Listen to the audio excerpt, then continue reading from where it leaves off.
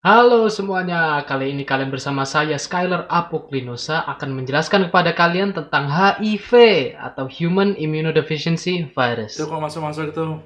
Kok masuk-masuk sini itu. Ini sudah pergi. Ketahuan kabur.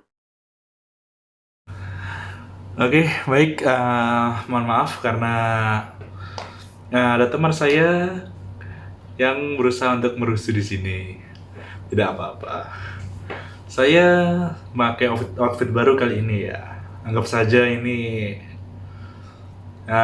jas operasi kan ya.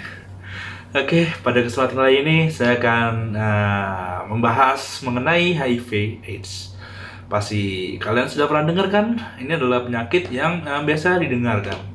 Biasa disebar-sebar di mungkin penyuluhan-penyuluhan kesehatan seperti lain-lain. Nah, HIV/AIDS itu apa sih sebenarnya sih? Tadi sudah yang pernah dikatakan teman saya. Nah, itu HIV adalah Human Immunodeficiency Virus. Itu adalah virusnya. Nah, sedangkan untuk penyakit yang ditimbulkannya adalah AIDS alias Acquired Immunodeficiency Syndrome (AIDS). Secara singkatnya, jadi kasus AIDS itu di dunia itu pertama kali itu dilaporkan pada tahun 1981. Namun, 6 tahun kemudian kasus AIDS ini sudah masuk ke Indonesia ternyata. Nah, HIV ini termasuk dalam famili retrovirus dengan subfamili lentivirus. Nah, disebut retrovirus karena genom dari RNA ini mentranskrip DNA ke sel menggunakan enzim reverse transkriptase. Ada 4 jenis retrovirus yang berpotensi menimbulkan penyakit pada manusia, yaitu ada HTLV1, HTLV2, HIV1, dan HIV2. Untuk bedanya sih itu tidak penting, karena ini hanya untuk umum, pengetahuan umum sudah tahu saja. Apabila ingin mencari lebih tahu, maka bisa dipelajari sendiri atau masuk ke jurusan-jurusan yang berhubungan dengan itu seperti kedokteran dan lain-lain. Nah, gimana sih kita kok bisa tertular HIV? Nah, HIV ini dia dapat menular dengan melakukan pergaulan bebas. Misal, seks bebas, lalu makai narkoba secara injeksi, gitu. Tapi tidak melulu hanya kedua seperti itu. Nah, kedua itu makanya kita tidak boleh mendekati hal-hal yang mendekati pergaulan bebas seperti itu. Karena apa? Ditakutkan terinfeksi HIV. Nah, selain itu, apalagi sih? Nah, misal adalah kehamilan. Misal ada seorang yang kena HIV dan dia dalam keadaan hamil, maka anaknya otomatis bisa terkena HIV. Begitu juga dengan menyusui. Ketika seorang ibu HIV menyusui anaknya, juga kemungkinan ada virus HIV bisa masuk seperti itu. Nah, lalu HIV juga bisa menyebar melalui transfusi darah. Nah, atau transplantasi organ juga bisa seperti itu. Dan satu lagi adalah tenaga kesehatan juga rentan terkena HIV. Karena apa? Mungkin kita tidak kok bisa sih? Nah, kita tidak luput dari kesalahan juga. Nah, kesalahannya misalnya, tidak sengaja kesuntik oleh jarum yang sudah disuntikkan oleh orang lain yang terkena HIV.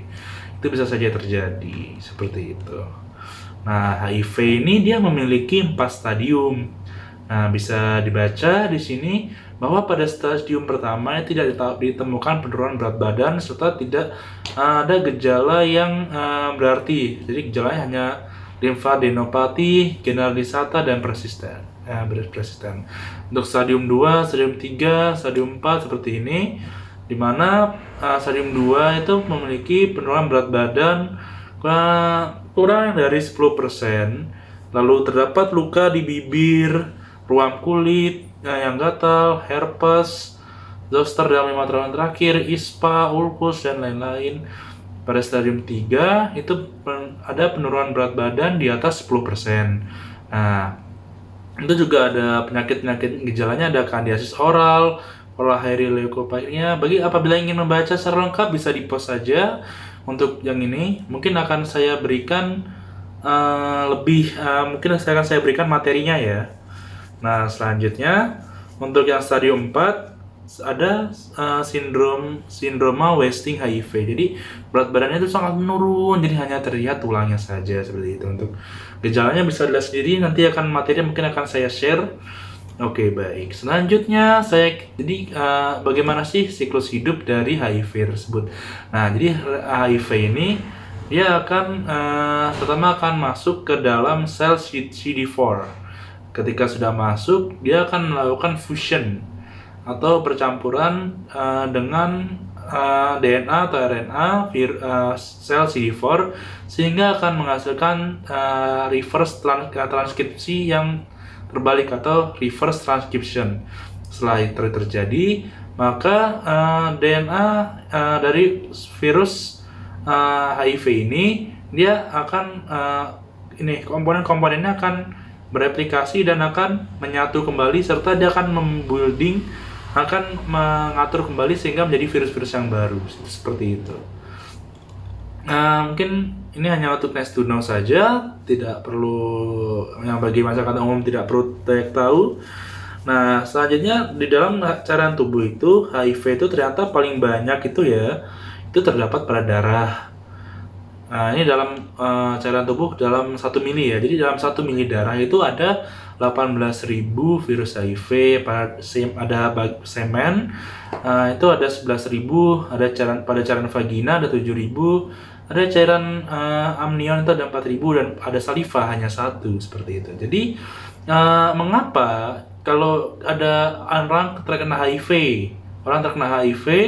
dia meludah, kita menyentuh ludahnya itu kemungkinannya sangat kecil untuk terkena HIV seperti itu. Nah, bagaimana sih cara mendiagnosisnya?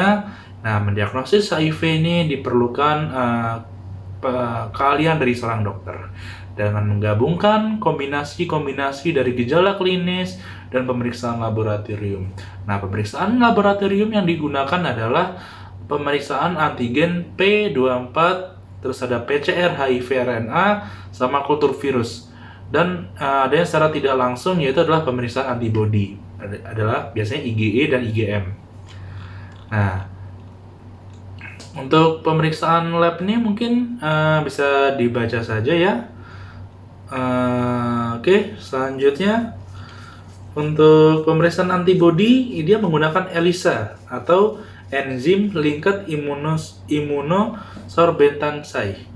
Nah, juga ada penggunaan rapid test dan ada Western blot. Nah, pemeriksaan yang paling efektif adalah pemeriksaan ELISA ini. Jadi satu kali pemeriksaan, maka apabila hasilnya positif, memang itu positif. Namun apabila rapid test, dia diperlukan 3 kali rapid test dengan 3 kali hasil yang menunjukkan reaktif. Namun pada pemeriksaan Western blot ini tidak digunakan lagi karena memang sudah biaya mahal dan hasilnya sering meragukan seperti itu.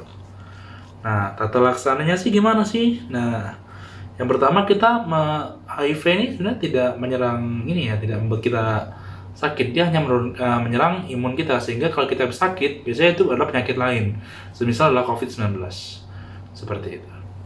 Nah, jadi kita harus mengatasi kondisi penyakit yang awalnya dulu. Misalnya ada seorang pasien terkena COVID dan HIV.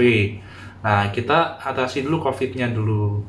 Nah, apabila sudah teratasi, kita diagnosis dan ternyata HIV-nya sudah benar tegak, maka kita harus memberikan pengobatan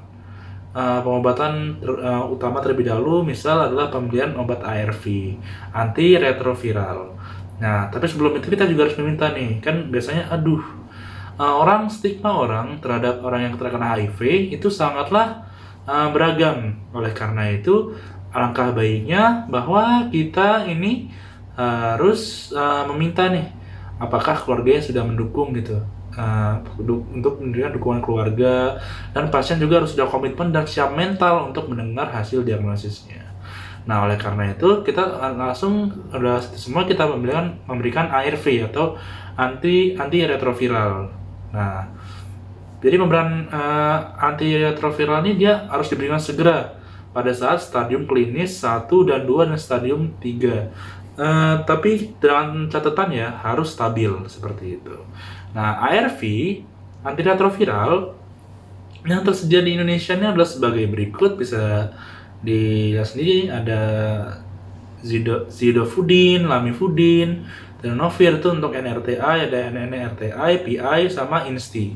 Nah, itu untuk bagaimana sih cara pemberiannya, itu diserahkan ke dokternya masing-masing. Karena apa? Kita harus melihat lagi gejala apa yang kondisi pasiennya seperti apa, gejalanya bagaimana, dan lain-lain hal. Saya tidak bisa banyak menjelaskan karena apabila saya jelaskan itu akan membuat kalian mungkin lebih pusing.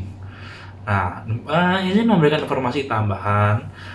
Nah, jadi orang-orang yang tersuspek terkena HIV adalah ODHA ya. Orang dengan Human Immunodeficiency Virus dan AIDS. Jadi orang dalam HIV AIDS seperti itu. Nah, bagaimana sikap kita dalam ketika bertemu orang yang ODHA ini? Kita harus memberikan dukungan mental, sama kita harus mensupportnya. Kita mensupportnya supaya dia memiliki psikologi yang bagus gitu. Jadi jangan dikucilkan seperti itu. Kita harus memberikan support seperti itu. Nah, supaya karena apa? Apabila psikologinya bagus, maka itu akan mempengaruhi kesehatannya juga. Karena ditakutkan apabila psikologi yang buruk dapat memperparah kondisi HIV-nya seperti itu. Nah, kita sudah sampai ke penghujung acara. Nah, sebelumnya Rizu punya nasihat-nasihat nih. Nah, bagi kalian yang masih pelajar statusnya atau mahasiswa, mungkin selain itu juga sih, ada yang kaum muda, kaum tua juga. Mari kita hindari pergaulan bebas seperti itu. Sekian dari saya. Sebelumnya saya mohon maaf apabila saya menjelaskannya agak bertele-tele atau bagaimana, karena ya sekali lagi kesempurnaan hanya milik yang di atas. Baik, terima kasih. Jangan lupa selalu ikuti protokol kesehatan dan ikut vaksinasi apabila yang belum vaksinasi ya, minimal 2 dosis saja untuk menjaga diri kita dan keluarga. Baik, terima kasih. Sampai jumpa di video selanjutnya. Bye-bye.